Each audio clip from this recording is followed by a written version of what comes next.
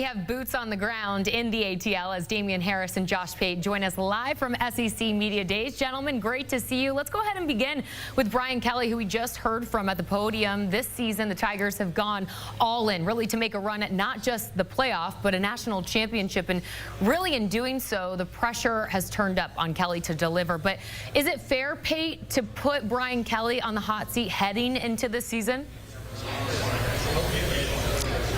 I mean, I guess anything's fair when you get paid what these guys get paid. I don't think it's necessarily wise. But at the same time, like Damien, he's a guy, and there are several of them in the sport this year, not just the SEC, where I'd look at him and I'd say, I wouldn't classify him as being on the hot seat, however you determine that. However, he could quickly go from like the fringes of not being on it to like out the door in the span of 1 year.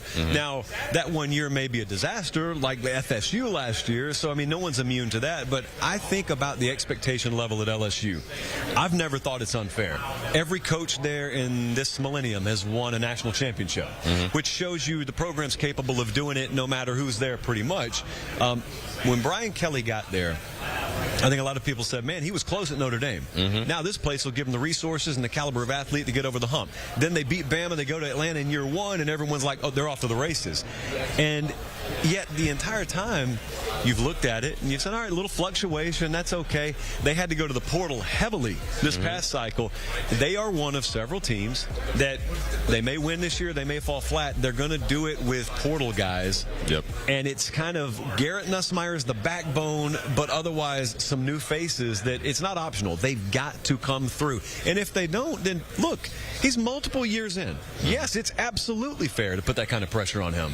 And the weird thing about that is LSU is a program where the players are immersed in the culture. I mean, they get a lot of guys from the state of Louisiana, surrounding states. So to your point, it is going to be a new regime. It's going to be a collection of transfer guys who haven't really been a part of that Louisiana culture, which is tied in so much with these fans. So that is going to be a big thing. My thing with Brian Kelly is, and I'm going to be quite frank, this is a production-based business. And you alluded to it. The expectations at Louisiana State University are always going to be at a premium. They're always going to be up there with the Alabamas, the Floridas, the teams that have had that type of notoriety throughout the history of their program. And even looking at Brian Kelly specifically, he's had his most success by year 3 at the majority of the programs that he's been at. And then year 3 at LSU, to me, was the most disappointing year because you had the talent, you had the quarterback, you had the receivers. Defensively, not as great, but you had the tools and the resources, and they got almost to the doorstep, but just not quite. Regardless of why that may be, regardless of those circumstances, it's about production. And Brian Kelly has not gotten LSU to where LSU wants to be and where they need to be to maintain this status of being one of the premier programs in college football. Yeah, I think you nailed it right there, Damien. Production-based business in year 4 under Brian Kelly. In second season now with quarterback Garrett Nussmeier. He enters this season among the favorites to win the Heisman. What do you want to see from him in year 2, Damien? Well, I want to see Garrett Nussmeier take away some of those plays that we look at each other and be like, this isn't the same guy that's going to potentially headline the next great quarterback class this following season or after this season. He's a great player. He can throw the ball on time. He can get the ball to his playmakers. But then all of a sudden, when they're in a really close game, then he just makes a mistake, and we're all putting our hands on our head like, kid, you are so much better than this. Like, where is this boneheaded mistake coming from? Now, we talked about this a little bit off camera, and a lot of this might be too much pressure on Garrett Nussmeier because they lean away from the run game so often, and they try to get Garrett Nussmeier to throw the ball 45, 50 times a game. So maybe when you put that much pressure on a kid to make the right decision that many times, whenever you give him the reins to just spread the ball out, he's going to have those characteristic mistakes. I think if you lean on the run game a little bit more, I touched on Cade Durham earlier, a phenomenal back going into year 2.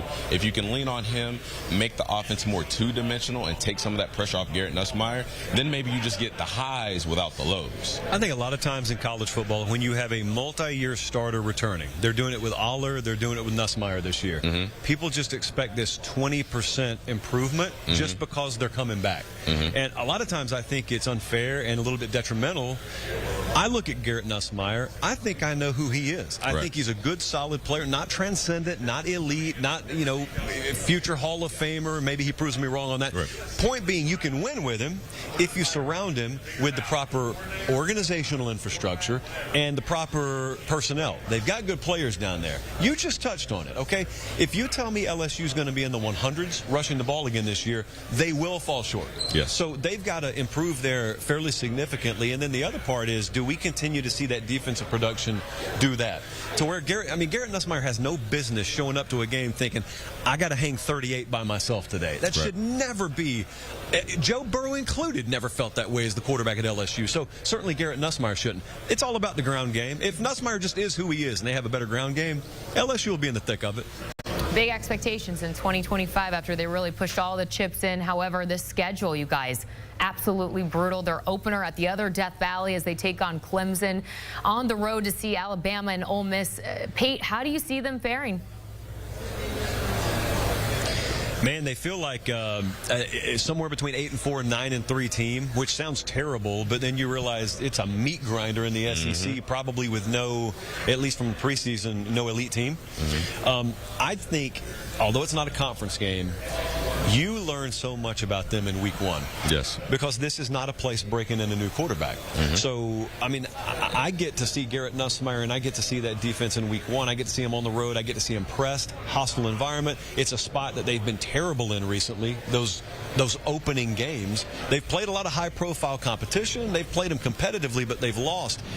You made this point earlier when we were talking. If you go to Clemson and you win, it's not that it makes a trip to Tuscaloosa any easier. It's not that going to Norman all of a sudden isn't hard, but at least you get to look back in the rearview mirror and say, we've done this before, man. Like, we did this in 100-degree temperatures in, late August, early September. If we did it there, we can do it again. Whereas losing 31-20 there, it makes you just start singing on more of the same, man. Here we go. Good but not great. More of the same. And then when you go back to the infrastructure conversation, then you got guys, again, like you said, lacking that confidence, not necessarily having the greatest relationship between player and coach, which I know that's been a question at LSU. Does Brian Kelly still maintain the locker room? Does he still have the eyes, the ears, the hearts of these players? And to me, that's what's going to be most important. Whether it's we run the ball 50% of the time, we pass the ball 50% of the time, oh, we've improved here, we've improved there. I want to see the infrastructure improve, because over the last couple years, I've been looking at Brian Kelly in this spot, and I'm saying, for some reason, it's not working. I don't know if it's him. I don't know if it's the program. I don't know what it is. Are they not getting the same level of talented players? I personally don't believe that, because Nick Saban said himself, you can shake a tree anywhere in Louisiana and get a 5-star. You can do that. And guys in the state of Louisiana, they want to play at LSU. So for whatever reason, it just has not worked. I want to see improved infrastructure. I want to see the relational piece between player and coach look like it's improved. I mean, there were a couple instances last year where people were questioning Brian Kelly, how he was talking to his receivers, how he was handling certain situations, how he was coaching. All those things, we need to see improvement. Obviously, all the X's and O's, the things on the field from position to position basis, that's a definite. That's what every football team strives to do. LSU is a program that has such rich history, such rich tradition, and they want to get back to that. And the only way they're going to do that is by improving that infrastructure.